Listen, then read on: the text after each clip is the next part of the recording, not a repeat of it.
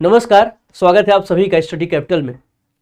हम पिछले वर्ष के प्रश्नों को देख रहे हैं जो कि CUET MA हिंदी का पिछले वर्ष का प्रश्न था। उसमें प्रश्न संख्या 26 से लेकर के 50 तक हम देख चुके हैं।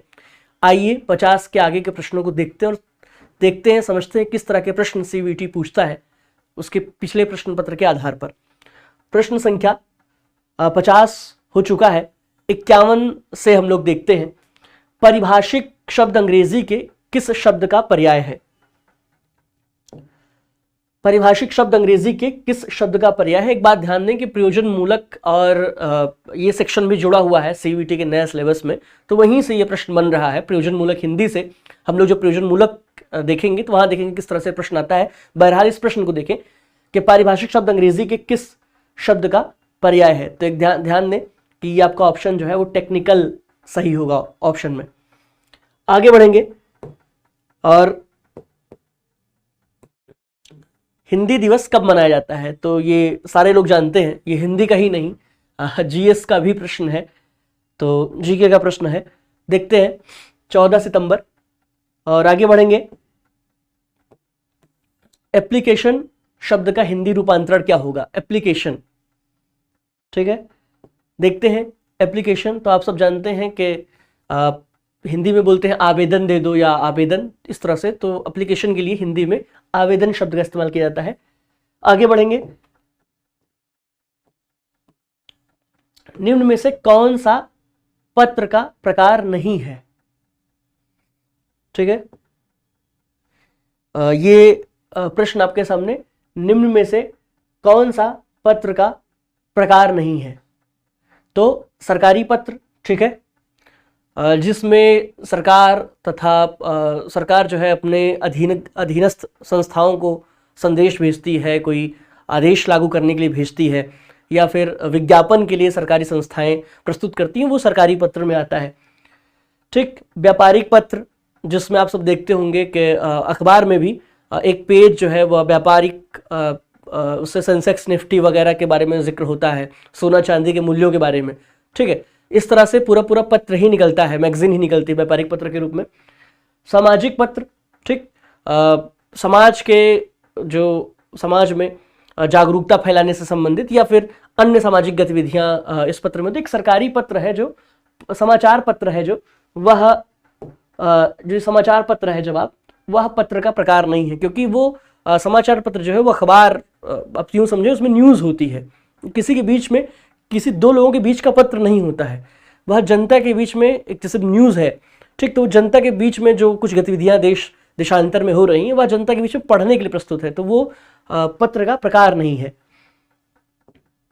आगे बढ़ेंगे, हम देखेंगे समाचार पत्र, पत्रिकाएं एवं पुस्तकें जनसंचार के किस माध्यम के अंतर्गत आते हैं? ठीक है, श्रव्य संचार माध्यम, तो सुन के जो संचार होता है, रेडियो हुआ, फोन हुआ, ये सब जो है वो श्रव्य संचार माध्यम है। दृश्य संचार माध्यम, जैसे ये वीडियो आप देख रहे हैं, इसमें से इंफॉर्मेशन आप ले रहे हैं, तो ये जो है दृश्य और श्रव्य दोनों के अंतर्गत आता है। एक है शब्द संचार माध्यम और विज्ञापन संचार माध्यम। तो ध्यान दें, शब्द संचार माध्यम है समाचार पत्र, पत्रिकाएं एवं पुस्तकें, ये जो है शब्द संचार, क्योंकि शब्दों के जरिए आप तक बात पहुंच रही होती है। आगे बढ़ेंगे,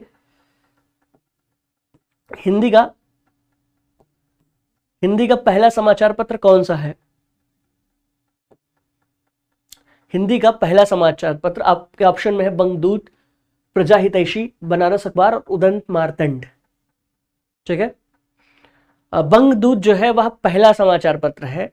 ये जो GK का प्रश्न है वो ये है कि बंगदूत पहला, लेकिन हिंदी का नहीं है। ठीक, इस बात पर ध्यान देंगे। तो आपसे भी पूछ ले कि हिंदुस्तान का पहला समाचार पत्र कौन सा था, तो बंगदूत लगाएंगे, लेकिन जब पूछेगा हिंदी का पहला समाचार पत्र कौन सा था, हमेशा उदंत मार्तंड लगाएंगे। ठीक है, इस बात पर ध्यान देंगे।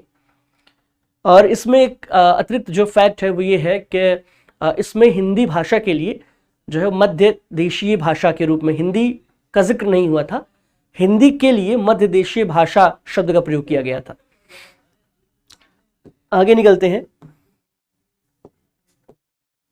आगे बढ़ेंगे और डेमी ऑफिशियल लेटर।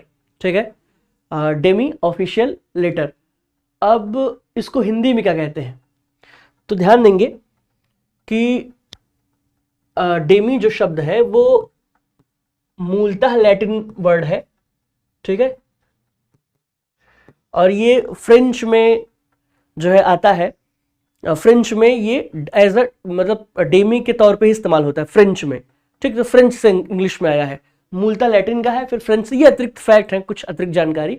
तो दरअसल डेमी जो शब्द है वह सेमी के ही पर्यायवाची में है, जिसे कहते हैं ना फाइनल, सेमीफाइनल, यानी आधा के संदर्भ में। वैसे डेमी भी, डेमी शब्द जहां प्रयोग होता है जैसे गॉड है, ठीक, ईश्वर के लिए गॉड, तो डेमी गॉड जो एक देवता है जो ईश्वर से कम शक्तिशाली है, उसके लिए डेमी गॉड शब्द का इस्तेमाल करते हैं।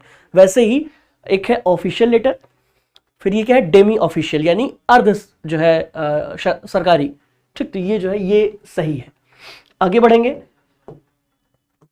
हिंदी प्रदीप पत्रिका के संपादक कौन थे? हिंदी प्रदीप, ठीक, तो 4 ऑप्शन है। आप सब जानते हैं कि प्रताप नारायण मिश्र ने ब्राह्मण पत्रिका निकाली थी, ठीक, भारतेंदु हरिश्चंद्र के भी 3 पत्रिकाओं को हम जानते हैं। तो इसमें ये दोनों ऑप्शन गलत है। सही कौन सा है? सही है बालकृष्ण भट्ट, ठीक है, ध्यान देंगे, बालकृष्ण भट्ट प्रयागराज से ये पत्रिका निकालते थे, हिंदी प्रदीप। शब्द शक्ति के कितने भेद होते हैं? ठीक है, शब्द शक्ति के कितने भेद हैं? तो सर्वश्रुत है, सभी लोग जानते हैं कि शब्द शक्ति के 3 भेद होते हैं। कौन कौन से होते हैं? कमेंट बॉक्स में आप कमेंट करें और बताएं कि कौन कौन से भेद होते हैं। आगे बढ़ेंगे हम कि शब्दार्थो सहितो काव्यम, यह किस आचार्य का कथन है? शब्दार्थो सहितो काव्यम 6वीं शती के आचार्य थे, आचार्य भामा, ठीक है। अब जब हम लोग मैं आपको बता दूं कि स्टडी कैपिटल का जो CVT MA हिंदी के लिए जो कोर्स है वो लॉन्च हो चुका है और बस कोर्सेज शुरू होने वाले 1-2 दिन में। तो आप सब अगर कोर्स में जुड़ गए, क्रैश कोर्स में, हम लोग वहाँ बहुत बेहतर तरीके से समझेंगे कि काव्य शास्त्र क्या है, कविताओं के लिए क्या जरूरी तत्व है, किस आचार्य ने कौन सी बात कही, चूंकि परीक्षा में बहुत बड़ा हिस्सा है CVT MA हिंदी के, पूछता है। वहाँ हम लोग विस्तृत चर्चा करेंगे कि आचार्य भामा ने कहा है तो क्या कहा है, या शब्दार्थों सहितो काव्य का मतलब क्या हुआ, ठीक, क्यों काव्य के लक्षण को कौन किस तरीके से रखता है, फिर उसके बाद के आचार्य किस तरीके से अपनी बात, उनकी बात जो है पिछले पूर्ववर्ती आचार्यों की बातों को काटते हैं, कौन समर्थन करता है, जो खंडन और मंडन की पूरी भारतीय पद्धति है। और पूरा का पूरा CVT MA हिंदी का पूरा सिलेबस हम लोग समझेंगे, पुराने प्रश्न पत्रों को वहां समझेंगे, ठीक है। बहरहाल यहाँ क्वेश्चन देख लेते हैं हम, आचार्य भामा। आगे बढ़ेंगे। निम्न में से अभ्यास किसके अंतर्गत आता है? ठीक है, अभ्यास किसके अंतर्गत? काव्य हेतु, काव्य लक्षणा, काव्य प्रयोजन और काव्य अलंकार, ठीक। काव्य लक्षण यानी कि कविता की परिभाषा, तो इसके अंतर्गत नहीं होगा। काव्य अलंकार तो एक तत्व हो गया, काव्य का तत्व, यह भी नहीं होगा, ठीक।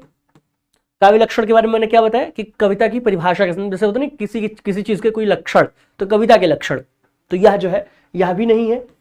और काव्य प्रयोजन मतलब कविता करने से क्या लाभ है, तो यह भी नहीं है। काव्य हेतु यानी कारण, कि किन कारणों से जो है कविता कोई कवि लिख सकता है, तो उसमें आता है अभ्यास, ठीक। प्रतिभा, व्युत्पत्ति और अभ्यास, 3 जो है काव्य हेतु है। आगे बढ़ेंगे। भारतीय काव्य शास्त्र के अनुसार धर्म, अर्थ, काम और मोक्ष को किसके अंतर्गत रखा गया है? धर्म, अर्थ, काम और मोक्ष, ठीक, यानी कि ये 4 चीजें हैं, धर्म, अर्थ, काम, मोक्ष, ये चारों क्या है, एक फायदे की बात है कि ये प्राप्त हो जाएगा। तो जाहिर सी बात है कि काव्य प्रयोजन यानी कविता करने से ये चारों चीजों की प्राप्ति या ये लाभ होगा, ठीक। तो काव्य प्रयोजन इसे माना जाएगा। जो है भामा का सूत्र ही है, धर्मार्थ काम मोक्ष को लेकर के प्रयोजन के संदर्भ में उन्होंने यह बात स्पष्ट की है। आगे बढ़ेंगे। और स्वर संधि के कितने प्रकार होते हैं? तो सारे लोग जानते हैं 5 प्रकार हैं। आगे बढ़ते हैं। स्वरों के साथ मेल होने पर जो परिवर्तन घटित होता है उसे स्वर संधि कहते हैं। तो ये कुछ बहुत बेसिक या यूं कहें कि बहुत निम्न स्तरीय प्रश्न भी CVT पूछने लगा है, या यूं कहें कि NTA पूछने लगी CVT के जरिए बहुत घटिया प्रश्न। तो ऐसे भी प्रश्न हमें देखने होंगे, इसमें गलती नहीं करनी होगी कि इतना सरल प्रश्न तो नहीं पूछेगा, कुछ हो सकता है कोई और ऑप्शन हो, तो ऐसा नहीं है, यही है जो बहुत बेसिक प्रश्न है। आगे बढ़ेंगे। और सन 1956 में देश में अकाल पड़ा था, यह वाक्य किस काल के अंतर्गत आता है?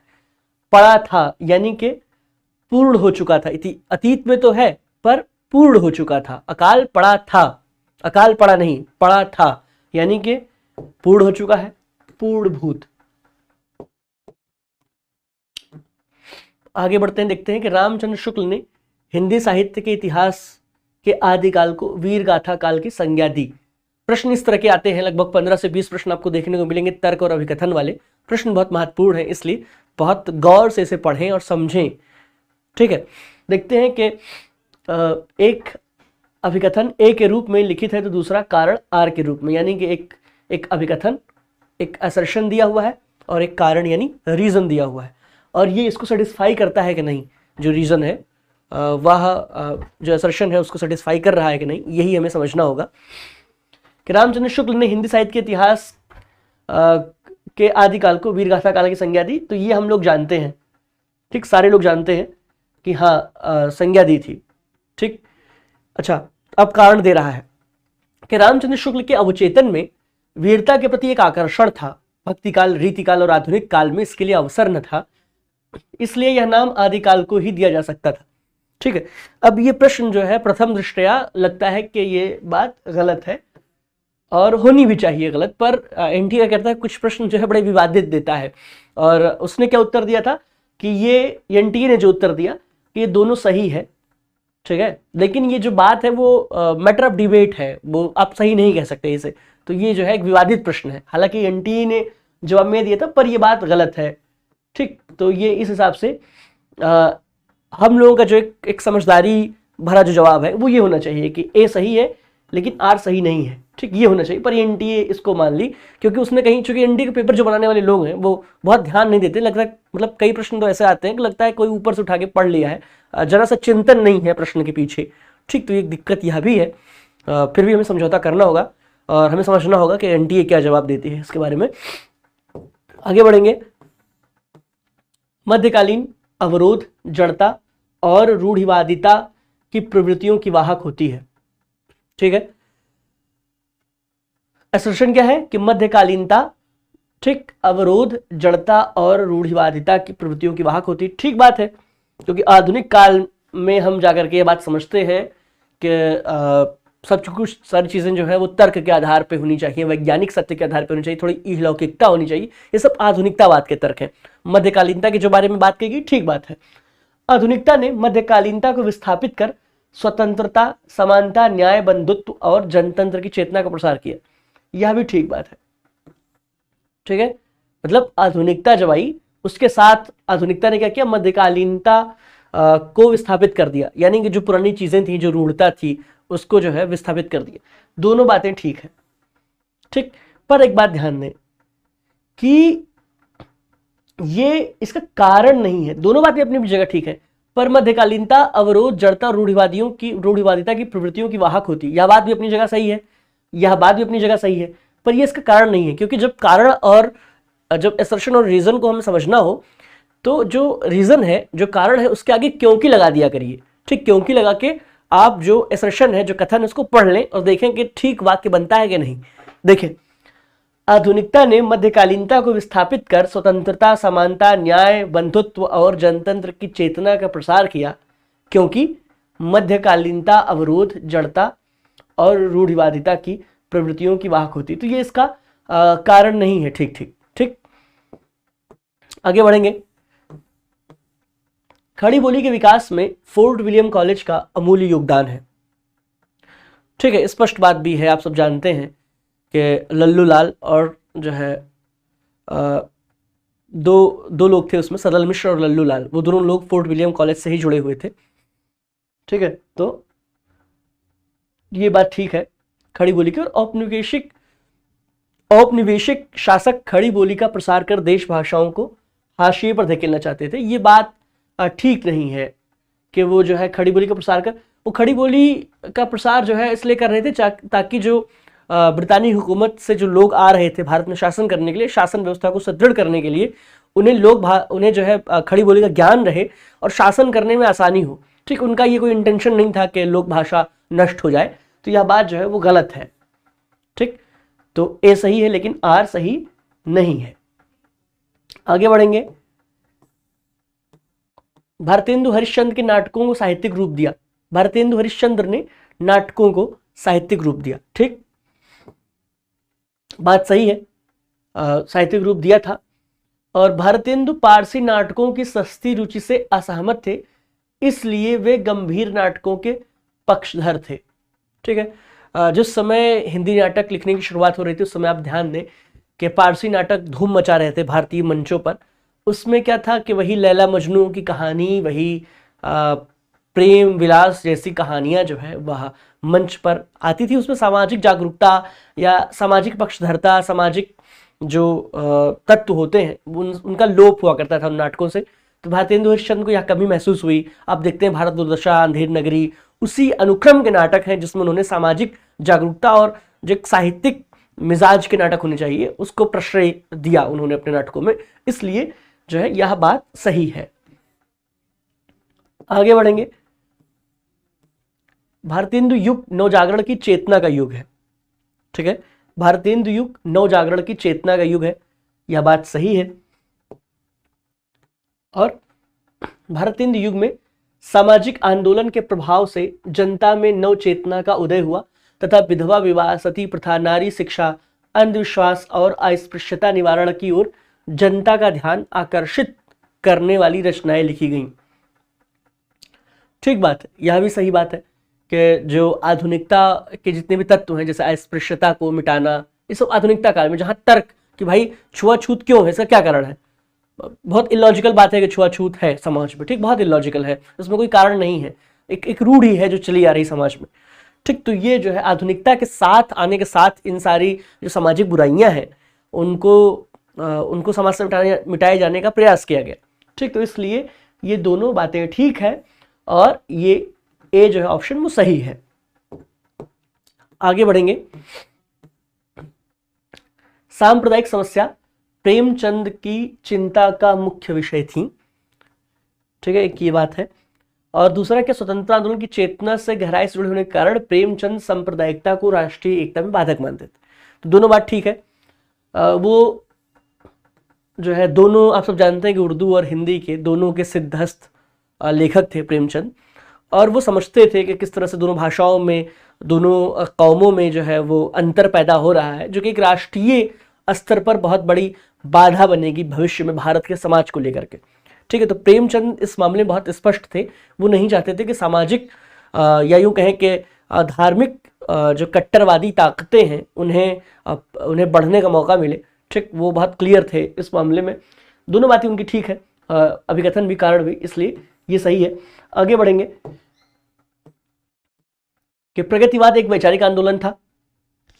ठीक है, ठीक बात है। प्रगतिवाद के केंद्र में आप सब जानते हैं मार्क्सवादी विचारधारा काम करती है।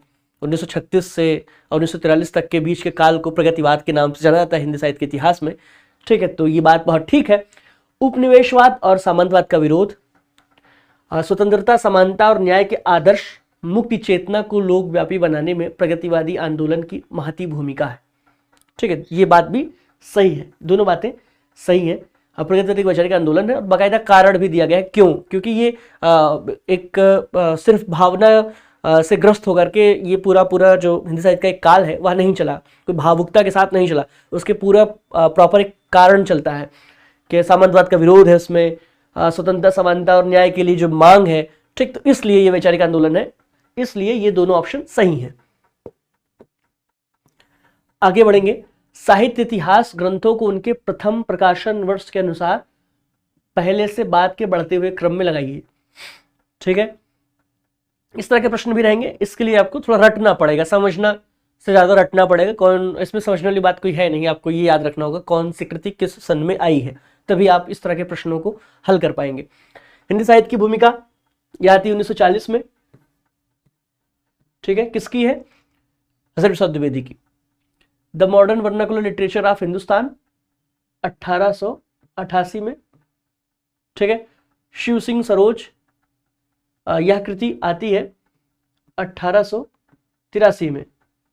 और इस्तवार दाला लिटरेच्यूर एंदुई हिंदुस्तानी, ठीक है, यह पहली कृति थी हिंदी साहित्य के इतिहास की और आती है 1839 में। ठीक है, तो अब ये क्रम जो है वह खुद ब खुद स्पष्ट हो चुका है। उनके प्रकाशन के क्रम से लगाना है आपको। तो सबसे जो है पहले आया है डी, ठीक, तो डी फिर सी फिर बी फिर ए, तो ये देखिए ये ऑप्शन सही होगा। निम्नलिखित कवियों को उनके रचना काल के अनुसार पहले से बाद के क्रम में लगाइए, ठीक है। तो फिर आपको जानना होगा कौन से कवि किस काल में वर्तमान थे, किस काल में वो थे, ये चीज़ें आपको पता होनी चाहिए। आप सब जानते हैं मलिक मोहम्मद जायसी जो है वह भक्ति काल के कवि हैं। अमीर खुसरो को हम आदिकाल में रखते हैं और 12वीं से 13वीं शती जो है इनका काल है, ठीक है। असद जैदी जो है आधुनिक काल के। नूर मोहम्मद आप सब जानते हैं कि प्रेम मार्ग जो धारा है सूफियों की उसमें है और बहुत बाद के हैं, अनुराग बांसुरी वगैरह उनकी रचना है, ठीक है। तो अमीर खुसरो पहले हैं यानी सी पहले, फिर डी, ठीक है, फिर ए फिर बी, तो सी डी ए बी यानी ये ऑप्शन आपका सही होगा। आगे बढ़ेंगे और निम्नलिखित नाटकों को उनके प्रथम प्रकाशन वर्ष के अनुसार पहले से बाद के बढ़ते हुए क्रम में लगाइए, ठीक। निम्नलिखित नाटकों को, तो अब इसलिए भी आपको याद रखना पड़ेगा क्रम, जो रचनाएं हैं उनका क्रम। 1922 में अजात शत्रु आती है, ठीक है। कोर्ट मार्शल जो है 1961 की कृति है। अंधेर नगरी आप सब जानते हैं 1881 की है। तो अगर आप तीन ही रचनाओं का वर्ष जानते हैं तो वो क्लियर हो जाएगा आपका, ठीक। पहले अंधेर नगरी यानी डी। अब देखिए बहुत सरल था ये, देखने में ही आप अंधेर नगरी देख लें, उसके बाद डी के बाद ए के बाद बी उसके बाद सी। आगे बढ़ेंगे 75 तक हम लोग देख चुके हैं, 50 से लेकर 75 तक। अब हम लोग एक और वीडियो इसके बारे में बनेगा पुराने प्रश्न पत्रों को लेकर के, जिसमें हम लोग 76 से लेकर के 100 प्रश्न तक देखेंगे और एक ही वीडियो में वो कवर हो जाएगा। तो यह थी पुराने प्रश्न पत्रों की रूपरेखा, किस तरह के प्रश्न आते हैं। ज़रूरी सूचना ये है कि स्टडी कैपिटल का CUET MA हिंदी का क्रैश कोर्स शुरू हो गया है। वहाँ आप कक्षा ज्वाइन करेंगे तो हम लोग लाइव क्लास में देखेंगे, समझेंगे, पूरे हिंदी साहित्य के इतिहास को समझेंगे, किस तरह के प्रश्न CUET पूछता है, पूरे सिलेबस को समझेंगे और प्रश्न पत्रों को सॉल्व करके भी देखेंगे कि कौन सी दिक्कत कहाँ आती है। पिछले वर्ष के जो छात्रों की अपार सफलता है उसके बाद हम लोग दोबारा यह कोर्स लेकर के आ रहे हैं। तो बहुत बहुत स्वागत है आप सभी का अगर आप उस कोर्स में जुड़ते हैं। बहुत बहुत धन्यवाद।